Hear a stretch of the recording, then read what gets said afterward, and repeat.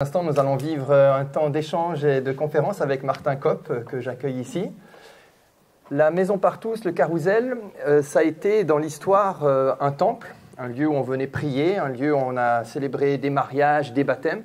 Ça a aussi été une école, un lieu où on apprend, un lieu où on découvre, un lieu où on revisite aussi les connaissances qui nous permettent aussi d'après d'arpenter le monde avec des repères fiables, solides. Une école, et je crois que ce soir, c'est cet esprit d'école qui va nous animer, puisque nous allons entendre, échanger autour de cette question, quelle promesse attise une conversion écologique? Et au fond, ça va nous faire aussi revisiter certaines choses de nos fondamentaux de la foi, de nos croyances, de notre espérance aussi. En quoi s'ancre notre espérance?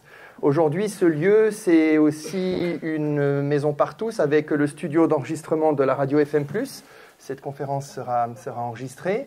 Et puis, vous avez une résidence sociale avec des femmes seules avec enfants ou des jeunes qui démarrent dans la vie, qui peuvent ici trouver un logement pour quelque temps. Et une pension de famille qui est accompagnée par l'Armée du Salut et qui permet à des personnes qui ont été marquées par l'existence de pouvoir avoir un espace, une maison, une vraie maison, comme on verra que c'est aussi dans l'étymologie du mot écologique, une vraie maison pour pouvoir être abrité et reprendre pied. En tout cas, je suis très heureux, au nom du secteur Mérévin de l'Église protestante unie, d'accueillir Martin qui nous a rejoints, qui est dans un périple qui arpente la France et qui demain sera à Barcelone et qui aujourd'hui fait une petite halte ici. Le secteur Mérévin, c'est une partie de l'Église protestante unie depuis plusieurs années. Ce secteur est entré dans la démarche Église verte. Nous sommes, je crois, actuellement Lys des Champs, ou je ne sais plus exactement, mais peu importe, nous sommes en chemin. Et puis d'ailleurs, les lys et les plantes, c'est très important. Et donc, nous sommes en chemin. Et donc, avec le conseil de secteur, nous avons écouté en tout cas une conférence qui a été donnée à Périgord de Martin. Et ça nous a beaucoup nourri. Ça nous a aussi, stimulé pour avoir des échanges entre nous. Et on s'est dit, mais il faut absolument qu'un jour, on puisse rencontrer en vrai et pas simplement en vidéo Martin. Et donc, voilà. Donc, Martin, qui es-tu? Qui es-tu? Alors, on va faire court, on va dire que tu es un théologien écologique protestant, un éco-théologien. Tu es chercheur associé à l'Université de Strasbourg. Tu présides la commission écologie justice climatique à la Fédération protestante de France. Tu as participé aux différents COP, 19, 20, 21. Tu es aussi membre d'une association Greenface, avec laquelle tu as participé dans ces différentes COP et aussi au nom de la Fédération luthérienne mondiale. Tu viens de sortir un livre. Alors malheureusement, il n'y en a pas ici, si ce n'est celui-ci, mais je vous le recommande. C'est Vers une écologie intégrale. Peut-être un écho aussi à une certaine encyclique papale. Vers une écologie intégrale, théologie pour des vies épanouies. Donc, et ce soir, tu es là pour aborder une question importante. Quelle promesse attise une conversion écologique? L'écologie, aujourd'hui, c'est bien sûr de l'émerveillement devant la beauté de la création, de retrouver cet émerveillement quand nous reconnectons avec la nature, quand on se balade sur la plage, aux Areskiés par exemple, ou bien quand on va se balader dans la garrigue. Donc l'écologie, ça commence là, on va dire, ça recommence là. Mais l'écologie aussi, c'est d'entendre et de recevoir toutes ces informations qui nous alertent sur non pas simplement une crise épisodique, mais une crise profonde de notre environnement. La maison brûle et nous regardons ailleurs, disait quelqu'un il y a quelques années. L'écologie, c'est aussi ça, et donc ça demande aussi un effort de lucidité. Et aussi, ça attise nos craintes, parce que quand on entend ce que dit le dernier rapport du GIEC, quand on entend aussi ce que dit le secrétaire général de l'ONU, quand il dit justement on n'est plus maintenant dans le réchauffement, mais on est dans l'ébullition planétaire, donc ça nous fait peur. Et donc là, certains disent que la peur peut être aussi un moteur pour agir, mais dans ton livre, tu nous invites à découvrir un autre moteur, et c'est pour ça qu'on a voulu mettre promesses. Quelles sont les promesses qui, aujourd'hui, peuvent nous attiser, qui peuvent nous mettre en mouvement, nous donner envie de faire un pas ou continuer à faire quelques pas, qui viennent aussi nourrir notre engagement, ou des fois on se demande si cet engagement a un sens, une utilité. Donc, quelles promesses attisent une conversion écologique? Alors, dans le déroulement de la soirée, tu vas nous apporter quelques réflexions. On a eu une émission radio il y a quelques minutes et je vois tout ce que tu as aussi en toi. Tu as approfondi, tu as travaillé toutes ces questions-là. Tu as été nourri aussi par les engagements. Tu vas synthétiser ça en une dizaine, quinzaine de minutes. Ensuite, on aura un temps d'échange. Et puis après, on aura aussi un temps d'échange avec vous, parce que c'est ça qui est intéressant et important. Vous y arrivez peut-être aussi avec vos questions, avec vos remarques. Donc, n'hésitez pas à garder en tête, peut-être quand vous entendez les choses qui vont être dites, une question qui vous passe par l'esprit. Gardez-la en tête pour qu'après, on puisse délibérer ensemble. Martin, merci beaucoup de t'arrêter, de faire une halte à Montpellier pour nous parler de cette question. Bienvenue à toi. Merci beaucoup pour ces mots de bienvenue et introductifs. Bonjour à chacune et à chacun. Voilà, on va refaire. Bonjour à chacune et à chacun. Voilà, on est ensemble, comme on dit en Afrique. Je me réjouis beaucoup, effectivement, dans mes pérégrinations, de faire une halte, j'aime bien le mot, à Montpellier ce soir, pour proposer quelques réflexions. Comme nous voulons quelque chose de très interactif, la proposition initiale ne sera pas trop longue, et pardon si ça pourra paraître un petit peu simplificateur ou rapide, mais l'idée c'est d'être un peu dans un apéro. Il est 18h30, je ne sais pas à Montpellier à quelle heure est-ce qu'on prend l'apéro, mais voilà, bientôt. De donner envie d'aller plus loin. Donc, autour de cette question, quelle promesse attise une conversion écologique? Et tu as commencé avec la notion d'émerveillement. Alors, on ne s'est pas concerté, mais c'est là que je souhaite ouvrir le chemin. D'où est-ce que je parle? Je parle d'un lieu d'une ambivalence qui sont un peu les deux jambes sur lesquelles on se tient lorsque on regarde devant soi un chemin de conversion écologique. Le premier lieu, c'est dans une cage. Alors s'il y en a parmi vous qui ont lu mon livre, il y a une introduction poétique. Alors est-ce que vous savez où je suis sur cette photo? Qu'est-ce que je m'apprête à faire? Voilà, plonger pour voir des grands requins blancs, car tout Alsacien qui se respecte, évidemment, est passionné de requins. Et c'est un rêve d'adolescent que j'ai pu réaliser pendant un tour du monde entre la fin de mon master et le début de mon doctorat en théologie. J'ai plongé avec des grands blancs. C'était 4 jours, 3 nuits sur place, enfin bref, je ne vous fais pas tout le récit, sinon on est là encore à 22h. Mais voilà ce que j'ai vu, le requin, magnifique, pour moi, un des plus beaux animaux de la création, des lignes d'une pureté inégalée, 2 sens de plus que l'être humain, il a 7 sens. Enfin bref, l'expérience de la beauté naturelle, de ce qui nous émerveille, de ce qui nous touche, de ce qui nous porte. Et c'est la première promesse à laquelle je souhaite faire référence, c'est la promesse de Dieu, qui est le Dieu de la vie, qu'il y ait une diversité absolument magnifique des êtres, et que les eaux, la terre, le ciel, soient remplis de ces créatures qui foisonnent, et qui véritablement habitent la planète. Il a été fait référence au mot écologie. Le mot écologie, littéralement, vient de oikos en grec, qui veut dire la maison. Dieu n'a pas créé le monde pour se réjouir de l'existence d'un espace physique. Il a créé cette petite minuscule portion de cosmos où nous sommes pour qu'il soit habité. Que vraiment ce soit une maison pour les êtres. Alors, peut-être comme ça, en popcorn, comme on dit, est-ce qu'il y a 2 ou 3 personnes qui ont envie de dire à haute voix quelque chose qui, dans la création ou dans la nature, vous émerveille? Quel est votre lieu, votre animal ou votre plante qui vous touche? Le ciel. Le ciel. Les hérissons. Les hérissons. La nature qui change dans les saisons. Les changements des saisons et la nature qui change, oui. Je n'ai pas entendu. Le flamant rose, voilà. Déjà, toute une diversité très belle. Et chacune et chacun peut convoquer à son esprit un exemple de lieu de savouration de la relation à la création. Et simultanément, et c'est là l'ambivalence, c'est une maison que nous sommes en train d'atteindre, de dégrader, à certains endroits de détruire. Et ça, c'est une photo que j'ai prise pendant mon voyage en Inde, à Bhubaneswar, dans l'état d'Orissa. Vous voyez le vert fluo de cet étang. Donc c'est cool, on a un vidéoprojecteur qui respecte bien les couleurs. Vous imaginez la pollution du coup de cette eau-là. Et vous voyez que les gens font des petits rites en haut auprès des brahmanes, des prêtres hindous, et après ils descendent et ils font une ablution rituelle.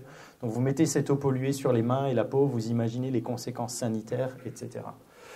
Car en fait, cette promesse divine aujourd'hui, enfin quand on dit le mot promesse, on ne peut pas peindre une écologie verte seulement joyeuse, elle dit une menace. Il y a une menace et c'est pour ça que nous sommes appelés à la conversion. Cette ambivalence, ces deux jambes sur lesquelles on va se tenir, vont nous permettre de cheminer ensemble ce soir. Je vous propose 3 grandes étapes, dont j'espère que ce ne sera pas un chemin de croix, peut-être un chemin de foi, qui sait. Parce qu'il faut faire des jeux de mots et un peu de poésie et un peu d'humour sur ces enjeux-là. Première promesse que j'ouvre, c'est la promesse d'un sens renouvelé. 2, la promesse de vie humaine libérée. Et 3, en guise d'ouverture finale, je vous proposerai 3 brèves pistes spirituelles pour comment avancer dans l'agir comme chrétienne et comme chrétien. D'abord, la promesse d'un sens renouvelé. Ce que peut apporter la théologie ou une perspective croyante sur la question écologique, c'est de mettre le projecteur sur le fait que le bouleversement écologique que nous vivons, bien sûr, il a des déterminants matériels, la démographie, la richesse, la technologie, on pourra en parler si ça vous dit, mais profondément, ce que nous apportons dans la conversation et dans la lecture du défi écologique, c'est que ce bouleversement, profondément, relève en réalité d'une crise de sens. Alors, crise de sens dans les 3 sens du mot sens. Quels sont les sens du mot sens? Direction, signification, voilà. La perception, les 5 sens ou les 7 sens chez le requin. Je mets ça sous le terme sensibilité, il n'y a pas vraiment un mot, les sensations, enfin voilà, la capacité à sentir. Alors explorons rapidement, d'une part en quoi il y a une crise de sens et d'autre part, quelle pourrait être la promesse relative au sens. 1, le sens comme signification. Il faudrait mettre en question l'ensemble de l'imaginaire occidental moderne, la vision linéaire du temps, bref, on ne peut pas tout ouvrir. Je fais le focus ce soir, évidemment, sur la question de notre représentation, de notre place dans le monde et de notre relation à lui. Et ce dont nous héritons, pour le dire avec une image, c'est ça. C'est une compréhension de l'homme, qui est censé dire l'humanité, en dehors d'eux, face et supérieur à la nature. Nous aurions une chose extérieure à nous, qui rassemble l'ensemble des êtres qui sont non humains et qui serait la nature, ce qui me permet en français de prononcer la phrase « je vais me balader dans la nature », comme si au moment où je le dis, là, ici, on n'est pas dans la nature. Et pourtant, le français pose cette extériorité qui permet du coup de réifier, de rendre objectivable, d'expérimenter, etc., etc. Et non seulement distinct, mais du coup supérieur. Nous serions la couronne de la création, la tête de la pyramide. Et vous voyez, on va le voir tout à l'heure, que d'ailleurs, c'est l'homme même supérieur à la femme. Il y a une question de genre relativement à la nature qui est féminisée. Nous allons le voir.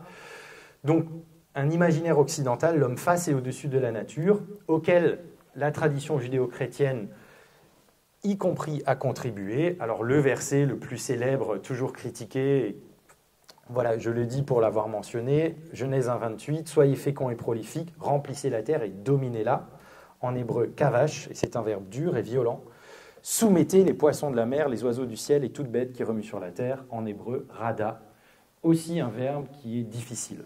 Alors on ne va pas pouvoir faire l'exégèse de ce texte, mais il y a dans les Écritures des textes qui vont dans un certain sens, et dont certaines et certains même disent, de la même manière que la Bible est sexiste et patriarcale, et il faut se séparer d'un certain nombre de textes datés culturellement, sur la question écologique, ce n'est pas si simple. 2, le sens comme direction. Et là, ce qui est mis en question, quand on dit direction, c'est en fait toute société humaine, soit explicitement, soit implicitement, a un récit, une narration de pourquoi nous sommes ensemble, et comment est-ce qu'on est orienté, où est-ce qu'on va, et pourquoi est-ce qu'on mobilise nos forces, pourquoi on se lève tous les matins et on va au travail, etc. Et le grand récit de l'Occident moderne, c'est le récit du progrès et du développement.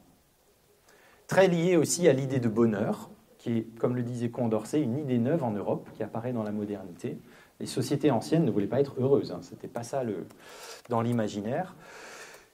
Un récit du progrès qui est intimement lié à l'économie et à ce qu'on peut appeler une perspective productiviste et consumériste.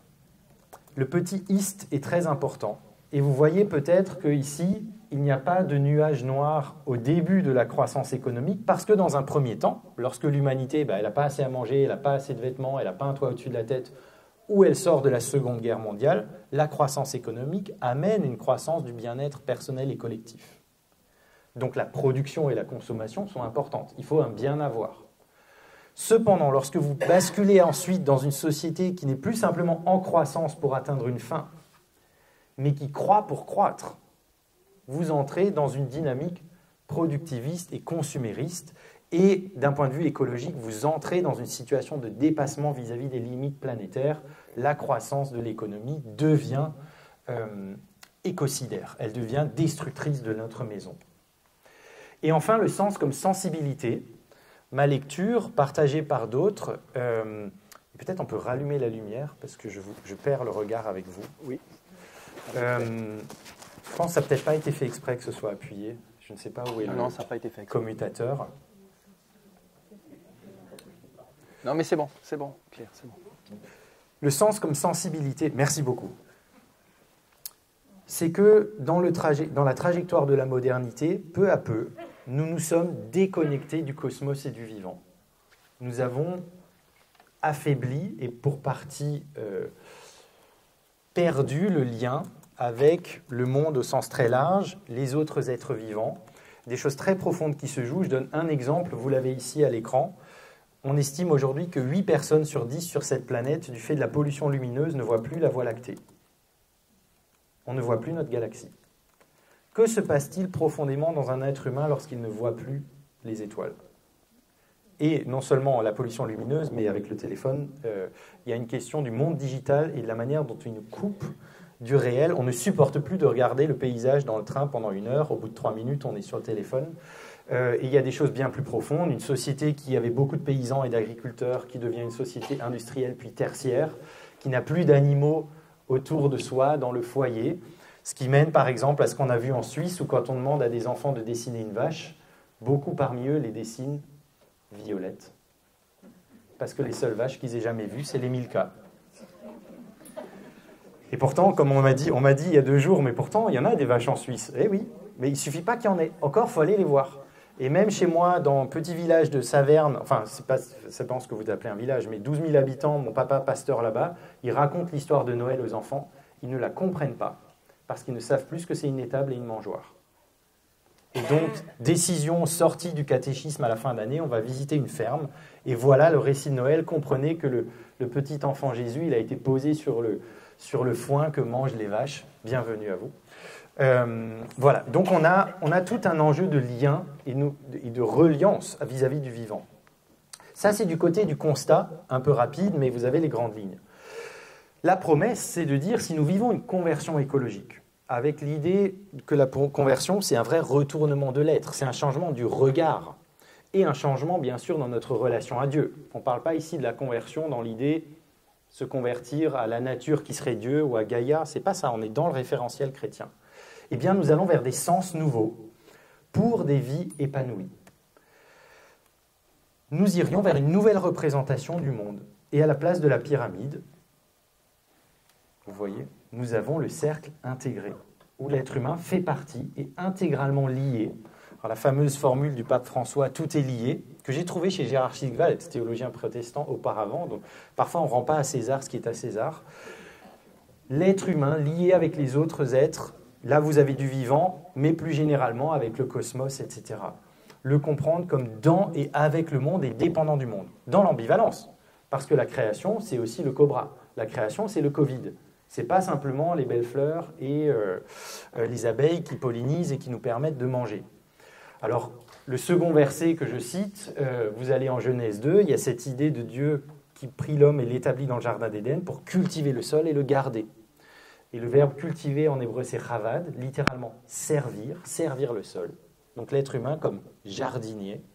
Et garder, c'est shamar, ce qui dit un acte de protection, de police, c'est monter la garde, c'est protéger ce qui peut être mis en danger. Nous serions jardiniers, serviteurs et protecteurs de la création que Dieu nous a confiée. 2, aller vers des récits de contentement joyeux. Face à une idée d'une croissance exponentielle illimitée, de toujours plus, et c'est grâce à toujours plus qu'on aura le bonheur, je pense que nous pouvons, pour respecter les limites planétaires, mais aussi avoir un autre récit sur ce qu'est l'épanouissement humain, parler de contentement joyeux. Alors moi, le mot contentement, c'en est un que j'aime beaucoup parce qu'il y en a d'autres, sobriété, frugalité, mais contentement, vous avez la double idée, en un seul mot, de se contenter d'eux. Il y a des choses dont on a besoin pour vivre, et c'est OK. Et puis d'en être content. Il y a cette idée d'une joie, d'un certain bonheur dans des limites. Et pour moi, peut-être un des versets qui est le plus pertinent pour notre temps et qui est peut-être le plus sel, au sens aussi, quand on met sur la plaie, ça peut faire mal, quoi. C'est quand Jésus dit en Matthieu 6, « Ne vous amassez pas des trésors sur la terre, mais amassez-vous des trésors dans le ciel, car où est ton trésor, là aussi sera ton cœur. » Notez, il ne dit pas « Ne vous amassez pas de biens sur la terre ». Il dit « trésor ». Et en grec, trésor, c'est thésauros. En français, qu'est-ce qui vient de thésauros ? Voilà, thésauriser. Donc Jésus ne dit pas, il ne faut pas créer ce dont on a besoin pour vivre jusqu'à un bien avoir. Il met en garde contre, au-delà du bien avoir, l'accumulation de ce qu'on pourrait thésauriser sur la terre. Et il n'est pas anti-croissance. Il ne jette pas le bébé avec l'eau du bain. Il relocalise le lieu de l'accumulation une fois qu'on a atteint le bien avoir. Il dit, quand vous avez ce dont vous avez besoin pour vivre, amassez-vous des trésors dans le ciel. Il faudrait faire toute l'étude du texte, mais bibliquement, le ciel, c'est le lieu de la présence de Dieu. Donc c'est dans la relation à Dieu, la vie spirituelle, et dans la relation au prochain, l'engagement dans la société. Et ce qui est très important, c'est ce qu'il dit vis-à-vis du trésor et du cœur.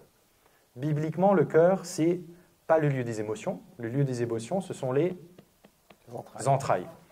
Et d'ailleurs, quand on est stressé ou qu'on le sent, le cœur, c'est le lieu qui dit la vérité de l'orientation, de l'élan existentiel d'une personne humaine. C'est pourquoi dans les psaumes, Dieu dit, voilà, l'être humain, il voit ce que voient les yeux, Dieu regarde le cœur. Il regarde cette orientation et cet élan. Et là où nous pourrions penser que si j'ai tel ou tel élan, telle ou telle orientation, je définis mon trésor, Jésus, il inverse et il nous met en garde. Attention, non, c'est ce que tu reconnais comme ton trésor qui va venir, entre guillemets par contagion, mais enfin, qui va venir déterminer ton élan existentiel. Et accumuler des trésors sur la terre, accumuler des biens ou de l'immobilier ou être dans l'argent, l'argent est une puissance spirituelle pour Jésus, qui peut être concurrente de Dieu. Vous ne pouvez pas servir Dieu et l'argent. Donc il met en garde contre ça, et face à une société qui est aujourd'hui, au risque d'être caricatural, quand même guidée majoritairement par la quête de profit à court terme, quitte à passer la Terre et la planète par perte et profit, ce verset-là est très important.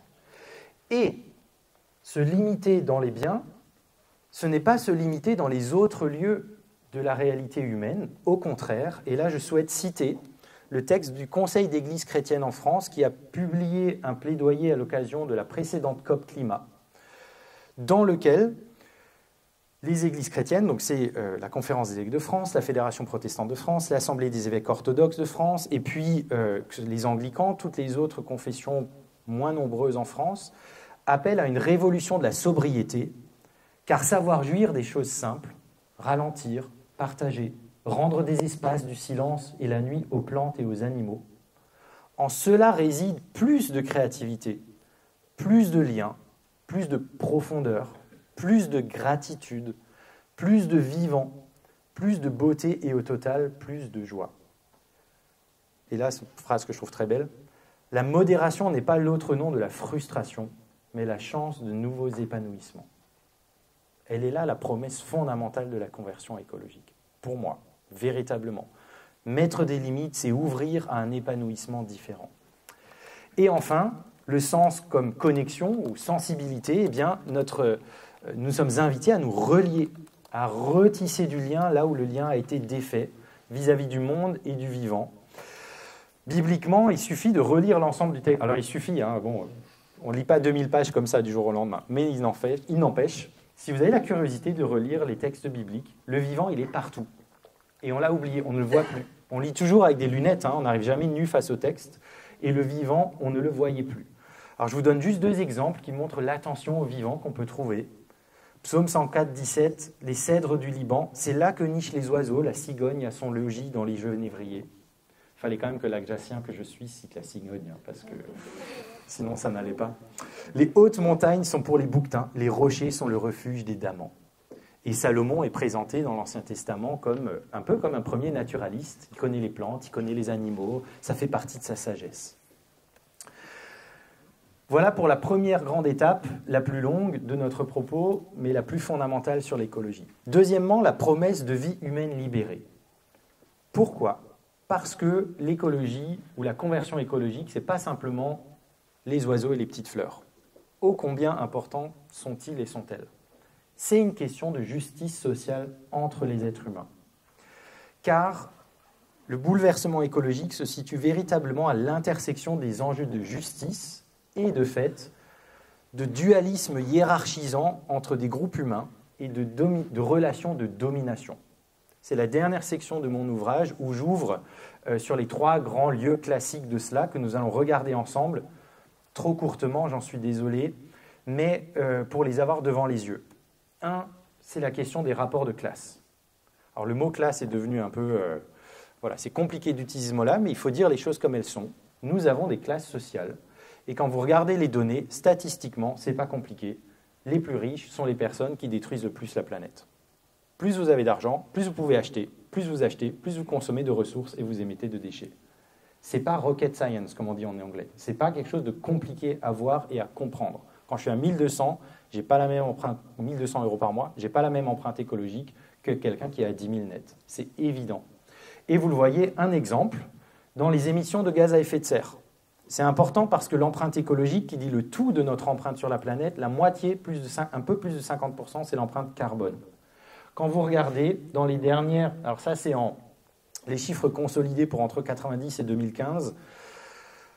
La moitié des émissions mondiales de gaz à effet de serre a été émise par les 10% les plus riches de l'humanité. La moitié, hein. Et le 1% le plus riche de l'humanité a émis 15% des émissions mondiales. Quand inversement...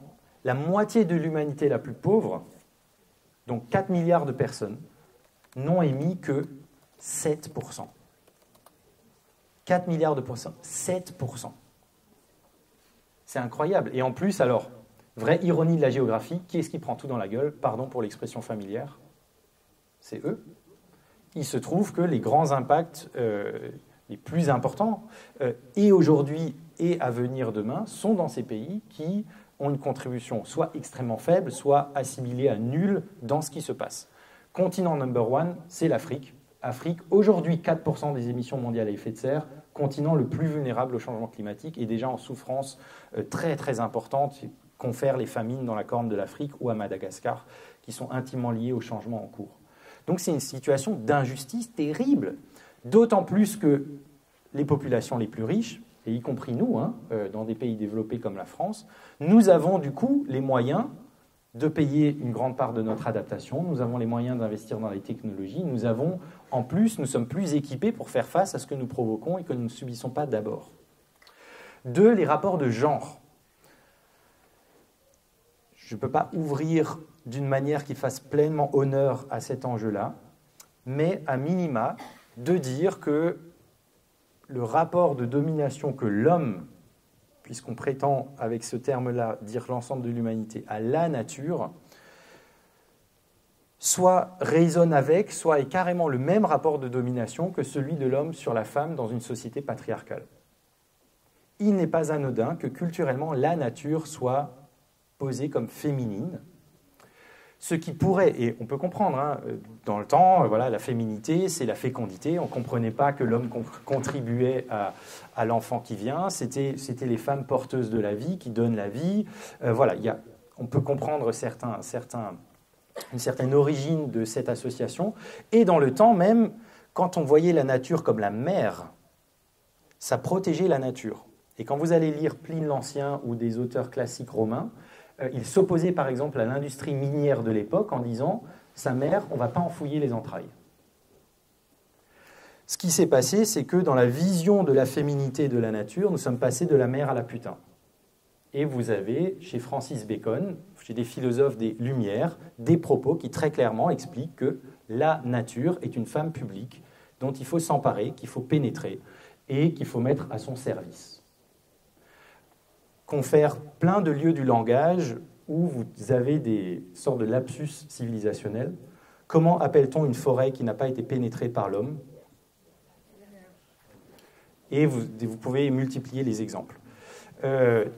Lorsque, je cite un poète, là je ne l'ai pas par cœur en tête, mais je cite un poète, lorsqu'il y a eu la colonisation de l'Amérique, les paysages américains, on les décrivait comme les collines, c'était les seins, et les vallées, c'était les pubis des femmes dont il fallait prendre possession. C'est dit texto dans la poésie colonisatrice.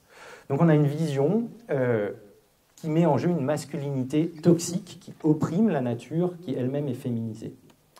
Et enfin, vous avez des rapports de race et coloniaux. J'ai mis race entre guillemets car en France, on a un problème avec ce mot-là. Bien sûr, il n'y a pas de race biologique, mais il y a des races sociologiques. Il y a des races sociologiques. Aujourd'hui, une personne qui est racisée, lorsqu'on utilise cet adjectif, c'est pour dire sociologiquement, la société ne voit pas pareil et ne traite pas pareillement des personnes non blanches. C'est montré dans toutes les statistiques. Et encore récemment, à la Fédération protestante de France, là, on avait conseil la semaine dernière à 7, on a reçu un rapport sur le monde tzigane. Et le monde tzigane, les aires où on les invite à s'installer, elles sont très majoritairement à côté des décharges, à côté des stations d'épuration, sur des terres qui étaient avant des usines où vous avez des remontées de pollution, de liquides polluants, et s'ils n'y vont pas, ils ont des amendes en plus. Donc on les oblige à être... Enfin bref, il y a un racisme environnemental pour aller très vite, et très profondément et même inconsciemment, quelque part, le fait que le changement climatique, il frappe l'Afrique et tout ça, il y a aussi quelque chose de l'ordre d'un réflexe raciste chez nous. Moi, je suis raciste, hein, je pense que toute personne blanche dans la salle est raciste, parce que, non pas de manière explicite, c'est-à-dire vous ne pensez pas explicitement à discriminer des personnes, mais nous sommes dans un système qui, malgré tout, valorise plus une vie blanche qu'une vie non blanche. Et malgré tout, le changement climatique, ça frappe l'Afrique, c'est dans un certain ordre des choses, on est habitué à voir des personnes non blanches souffrir de ce que nous faisons. Par contre, et d'ailleurs il y a une sorte de lapsus de nos cultures aussi, quand ça commence à frapper la France ou des pays blancs, quand tout d'un coup on a les Pyrénées orientales où ça fait 3 ans qu'il n'a pas plu, quand tout d'un coup on a des inondations qui se multiplient chez nous, que ça touche des semblables, tout d'un coup c'est plus important. C'est fou, hein, mais pour moi, vraiment, j'en fais une lecture, et pardon, encore une fois, comme je vais vite, je ne peux pas faire totalement honneur à ça, mais il y a quelque chose de cet ordre-là.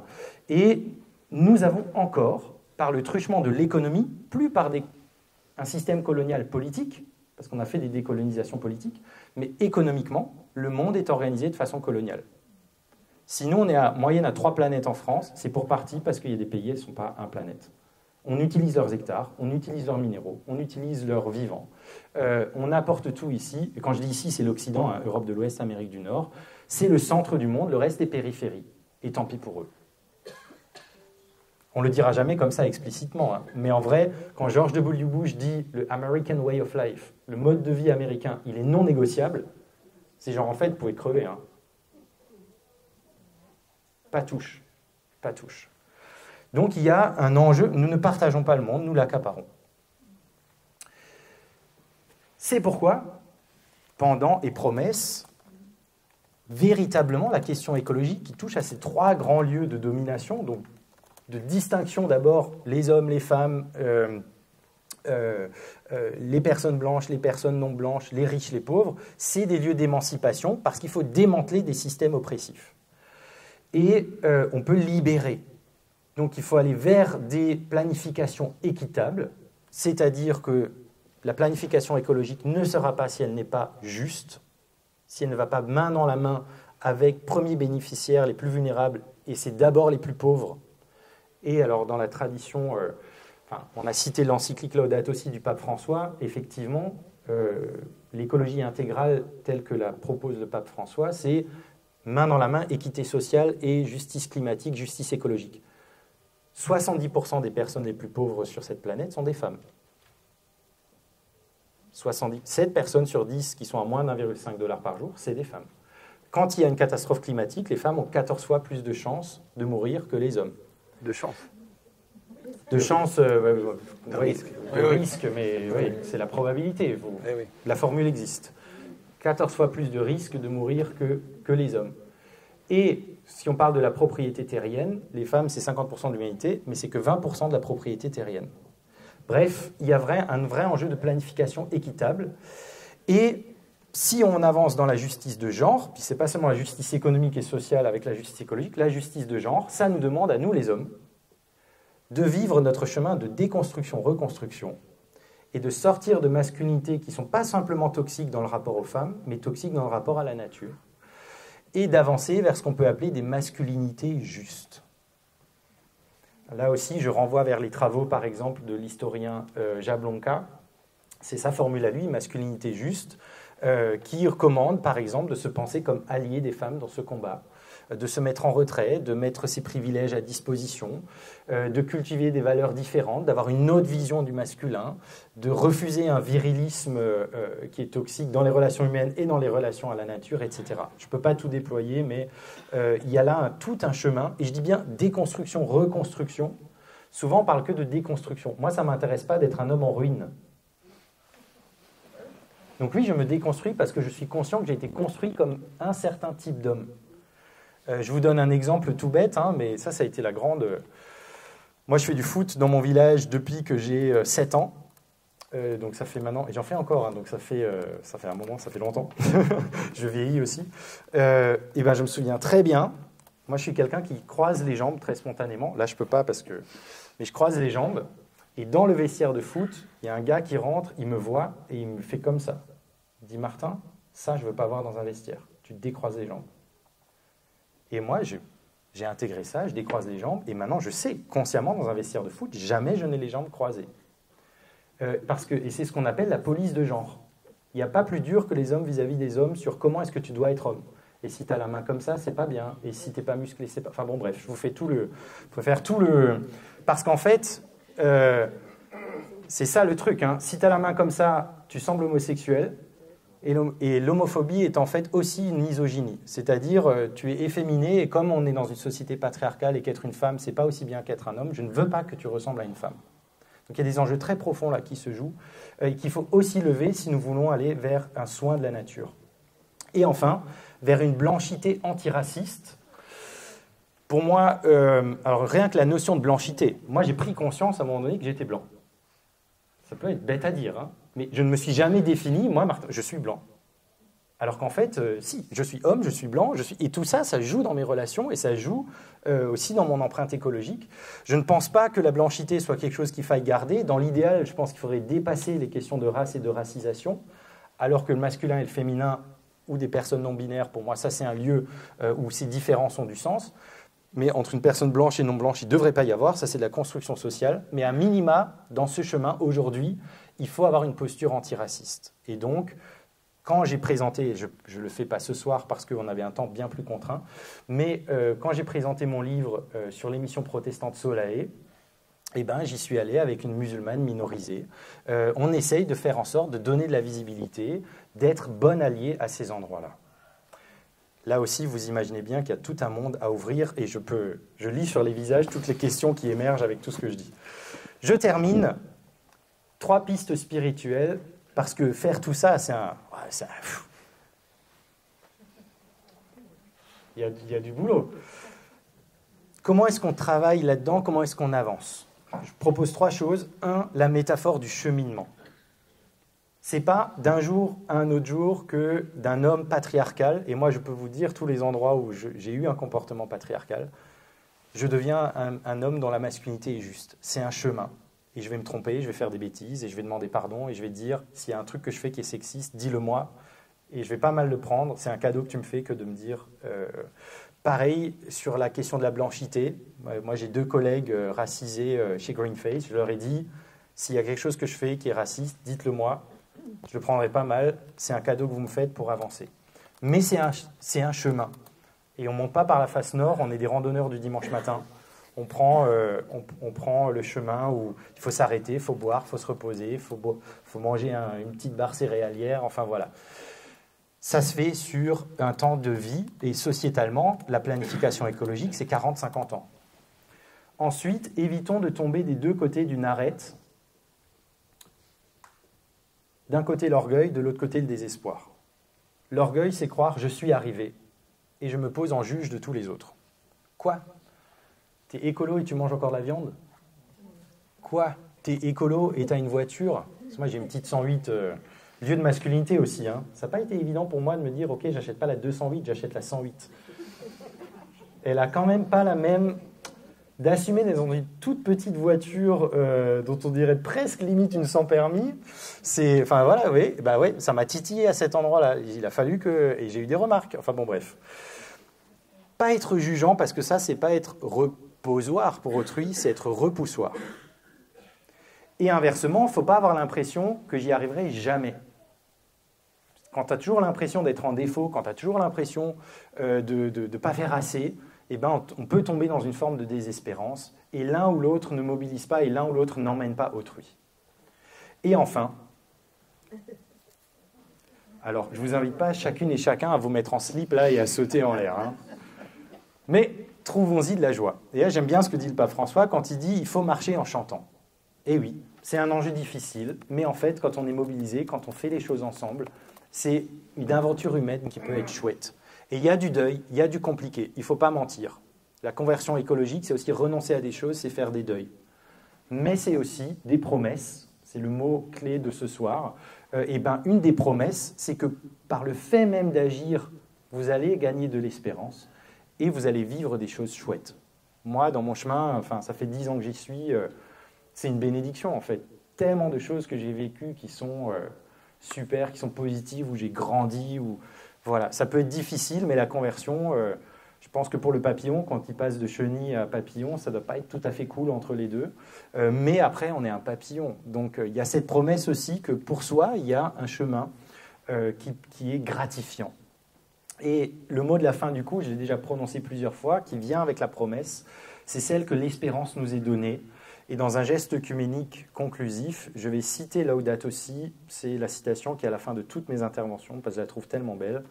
Paragraphe 205, le pape François écrit « Tout n'est pas perdu parce que les êtres humains, capables de se dégrader à l'extrême, peuvent aussi se surmonter, opter de nouveau pour le bien et se régénérer.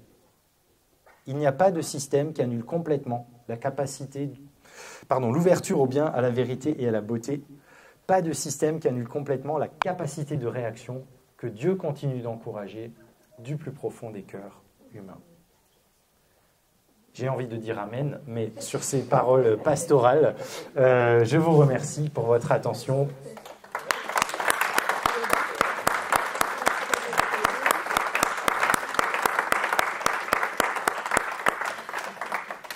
Merci beaucoup Martin, c'est vraiment un défi de pouvoir comme ça synthétiser autant d'éléments dans si peu de temps. Il y a plein d'éléments qui peuvent aussi gratter, qui peuvent aussi questionner, il y a des affirmations que tu poses, on aura un temps pour échanger. Moi j'ai été vraiment frappé en lisant ton livre et je le sens aussi en t'écoutant ce soir, de tout ce que tu convoques en fait comme aliment pour nourrir une conversion. Et au fond, en tant que chrétien, en tant que pasteur, en tant que théologien, bien sûr, on voit toujours ce verset biblique de Genèse 1 qui parle de soumettre, qui parle de dominer, et c'est renvoyé. Et, bon, on ne va pas l'aborder ce soir, mais c'était un des premiers articles aussi de Lynn White qui pointait ça. Et donc, du coup, il y a un côté lassant aussi à toujours revenir là-dessus et tout. Mais tu fais tout un effort aussi d'exégèse pour nous montrer le potentiel de cette phrase, tout en reconnaissant, comme tu l'as souligné là, que les verbes sont durs. Et donc, tu ne vas pas chercher à instrumentaliser les textes pour faire qu'ils disent quelque chose qu'ils ne disent pas. Mais tu apportes aussi d'autres ressources qui sont dans la théologie contemporaine, qui sont aujourd'hui avancées, et notamment ce concept de deep incarnation, de l'incarnation profonde, et qui est aussi une façon pour les théologiens, les chrétiens, de revoir les choses sous un autre angle, et au lieu de partir et toujours de recommencer par Genèse 1 et de donner à ces textes-là un statut qu'ils n'ont pas, dans la Bible, puisqu'ils sont un des textes parmi tous les autres. Du coup, le concept d'incarnation profonde, il ouvre d'autres chemins. Et alors, j'aurais juste envie, là, sans te demander de faire un cours là-dessus, mais au fond, qu'est-ce que toi, tu retiens de cet élément et en quoi ça peut aussi attiser une promesse? Oui. Ce qui est passionnant dans la théologie écologique, c'est qu'elle vous montre que le lieu théologique de cette réflexion, ce n'est pas juste la théologie de la création. En fait, c'est tous les chapitres de la théologie. C'est la christologie, c'est le discours sur l'Esprit Saint, la pneumatologie, c'est le discours sur le salut, la sotériologie, c'est le discours sur l'espérance chrétienne, l'eschatologie, etc., etc. Et quand on dit tout est lié, en fait, tout est lié aussi dans la théologie. Et il ne faut pas faire ce que mon professeur de dogmatique André Bilmelet appelait du saucissonnage théologique. La création, c'est le Père, le salut, c'est le Fils, et puis la sanctification, la vie de l'Église, c'est l'Esprit. Non. Quand vous regardez la théologie de la création, elle est intégralement trinitaire. Jésus qui s'incarne, c'est la parole, c'est le logos créateur de Dieu. C'est le créateur qui s'incarne dans la création.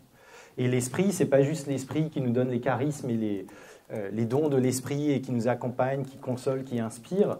C'est l'esprit qui plane au-dessus des eaux en Genèse 1. C'est l'esprit qui donne la vie. C'est l'haleine de la vie, c'est la rouar. Je dis dans le livre la souffle, dans un geste aussi qui met du féminin dans la Trinité. Et quand on comprend ça et qu'on regarde, et c'est vraiment un effort que je fais, et notamment symboliquement, je commence mon propos théologique avec la christologie. Je ne commence pas avec Dieu le Père et la création et Genèse. Je commence avec que nous disent les évangiles du rapport à la création dans la personne de Jésus et plus largement dans Jésus-Christ. Et je commence avec Marc, l'évangile selon Marc, où quand Jésus calme la tempête, les disciples se demandent « Mais qui est-il donc pour commander au vent et commander à la mer ?» La première fois dans l'évangile le plus ancien que les disciples se demandent « Mais qui est donc Jésus ?» c'est relativement à son pouvoir sur la création.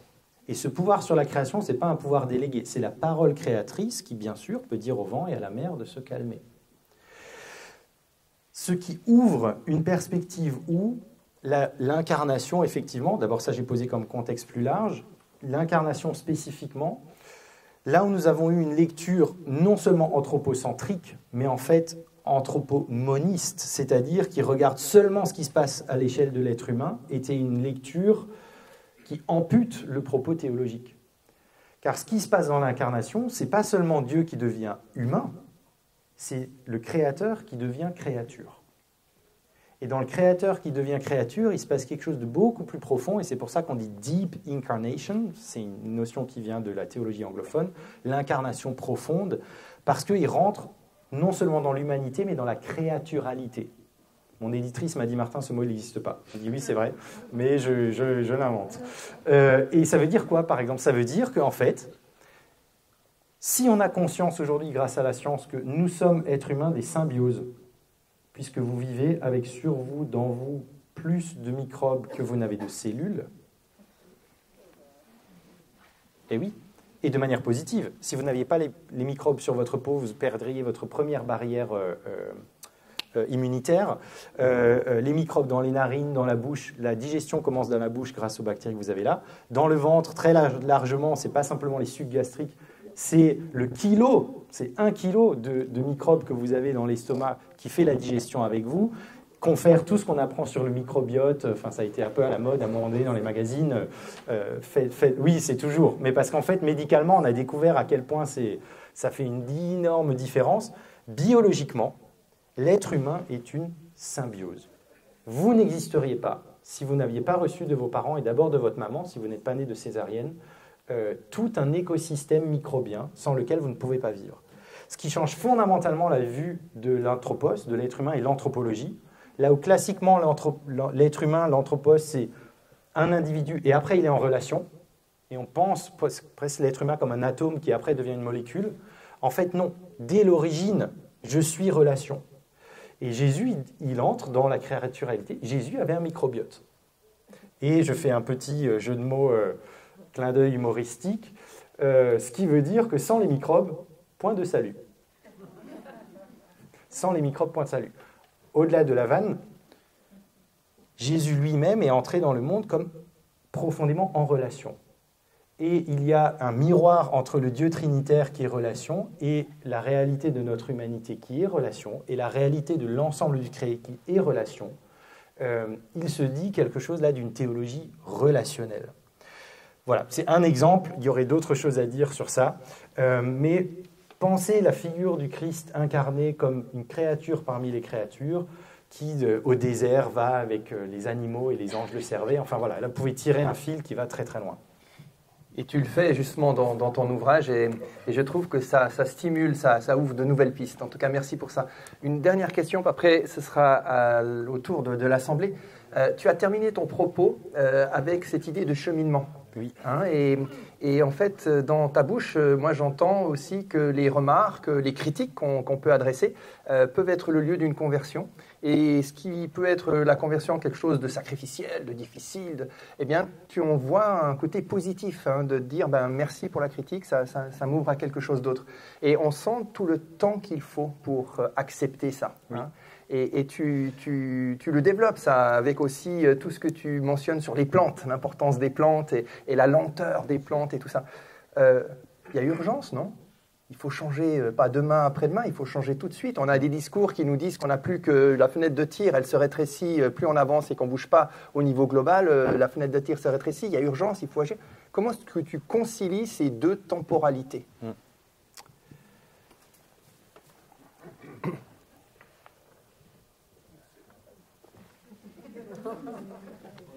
De manière définitive, je ne les concilie pas. D'abord, parce qu'il faut avoir l'honnêteté de dire « oui, il est tard ». Et nous avons refusé d'entendre, nous n'avons pas fait, ou nous avons fait trop peu. Et il y a des fenêtres qui sont fermées aujourd'hui. Les 1,5 degrés de réchauffement, c'est fini. Alors les gens ne savent pas trop comment le dire maintenant publiquement, parce qu'après, les gens peuvent se démobiliser.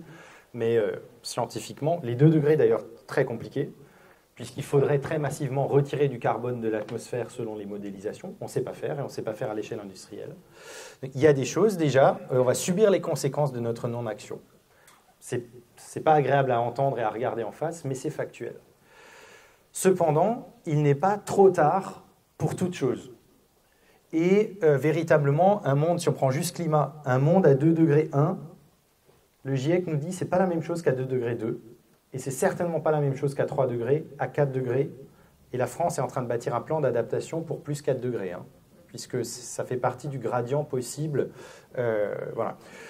Et ce n'est pas la même chose qu'un monde qui part dans ce qu'on appellerait un emballement climatique. Où là, c'est vraiment... bon, ne parlons pas de ça. On a le job difficile de reconnaître que le moindre mal est un bien. Perdre 200 millions de personnes dans les 50 ans qui viennent, ce n'est pas pareil que d'en perdre 1,5 milliard. Et avoir des conflits sociaux ici et là parce qu'on a des tensions sur les ressources ou des pénuries, ce n'est pas la même chose que de risquer une 3e guerre mondiale parce que quand tout d'un coup, très majoritairement, l'humanité n'aura plus d'eau. Donc il faut savoir valoriser les fenêtres qui sont encore ouvertes et ce qui peut contribuer et de voir que ce n'est pas simplement, là je l'ai dit dans des termes très négatifs parce que factuellement c'est ainsi, mais qu'en fait, si l'on bouge vite et qu'on bouge à l'échelle nécessaire, on ne va pas simplement sauvegarder une habitabilité de la planète qui relève de la survie. On peut avoir encore une habitabilité de la planète où on peut avoir des vies épanouies. Alors ça va nous obliger à partager beaucoup plus que ce à quoi on est habitué, c'est sûr. Ça va nous obliger à accueillir. La crise migratoire qu'on a en Méditerranée, c'est une petite répétition gentille de ce qui se passe une fois que vous êtes à 2 degrés de réchauffement climatique. Hein. Et elle va être interne à l'Europe. C'est le pourtour méditerranéen qui se désertifie. Et déjà, moi, j'ai rencontré des gens qui m'ont dit « J'habitais à Marseille et je ne supporte plus les étés à Marseille, j'ai déménagé, j'habite à Grenoble. » Enfin, il y a déjà des migrants climatiques internes à notre pays, des gens qui explicitement le font. Alors, ce n'est pas de la migration telle qu'on l'imagine dans notre imaginaire, mais ça commence. Mais il y a du moindre mal possible, il y a un lieu d'épanouissement possible, mais il faut agir vite, effectivement. Et je n'ai pas d'autre réponse que de se tenir dans la tension entre la réalité humaine qu'il faut reconnaître. C'est très rare des gens qui changent du jour au lendemain totalement, surtout quand on a éventuellement un certain âge et que ça fait 50 ans qu'on vit comme si, on ne change pas du jour au lendemain pour vivre comme ça. C'est plus facile quand vous êtes ado, que vous êtes très malléable et que vous êtes en train de définir votre identité et vos habitudes, la norme, elle se shift plus facilement. Donc, il faut avoir confiance aussi dans la génération qui vient. Donc, la tension entre la réalité humaine et l'exigence, qui est une exigence à la limite, tu dois constamment pousser ton curseur à la limite de ton impossible. Et il faut se tenir dans cette tension qui est irrésoluble. Pardon, c'est juste français ça ? On comprend. Oui. Irrésolvable. Je sais pas, j'ai eu un doute au moment où je le dis, quoi. Bref, voilà, il y a cette tension-là, mais qui témoigne un petit peu, j'ai envie de taper un peu sur la raison, qui témoigne un petit peu d'un échec de la raison. Parce que s'il suffisait de savoir pour faire, ça fait 40 ans qu'on ferait. Donc il y a un vrai enjeu, mais ce n'est pas seulement la raison. C'est aussi le déficit de reconnaître, ce que moi j'ai essayé de faire là un peu trop rapidement, mais que c'est systémique et que dans le système, il y a une conflictualité. Il y a des gens qui, aujourd'hui, sont des gagnants dans le système. Et si vous n'assumez pas, et on risque toujours un christianisme bisounours qui n'ose pas dire la conflictualité, qui n'ose pas dire qu'il y a des adversaires, pas des ennemis. Et encore, notre Nouveau Testament, il utilise le terme ennemi. Aimez vos ennemis. Moi, je ne vais pas jusque-là, je dis il y a des adversaires.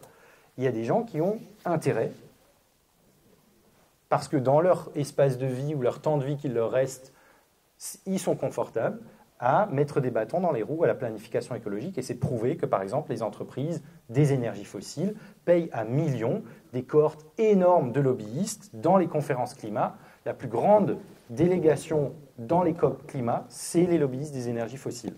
On les estime à 600, quand les plus grandes délégations nationales, États-Unis ou Chine, c'est autour de 200. Moi, je ne comprends même pas que ce soit autorisé. Dans un forum international médical sur le cancer, vous n'avez pas le droit d'avoir les cigarettiers. Et tout le monde considère ça normal. Dans un forum international onusien sur le climat, on n'interdit pas aux énergies fossiles d'être présentes. Incompréhensible. Incompréhensible. Donc il ne faut pas être candide. Et Jésus... Alors, maintenant ça m'échappe. Soyez comme des colombes et rusés comme des serpents. Voilà. Candide comme des colombes et rusés comme des serpents. Il faut que pour partir, en assumant la conflictualité aussi, on soit rusé comme des serpents. Et reconnaître qu'il y a des adversaires, qu'il y a des rapports de force, qu'il faut contribuer à des rapports de force, parce que si on pense que c'est juste voir la nature comme intégrée et tout le monde il est beau, tout le monde il est gentil, non. Il y a des vrais enjeux de freins à lever, de lutte à mener, de rapports de force à gagner, faute de quoi nous n'y arriverons pas. Merci. Voilà, donc faute de quoi nous n'y arriverons pas. On n'arrivera pas aussi sans vous. Je pense qu'il y a beaucoup de sujets que tu as abordés. Voilà, questions, réactions, des choses qui vous font réagir, vous n'êtes peut-être pas d'accord, des points que vous auriez envie d'approfondir. Le temps nous est donné.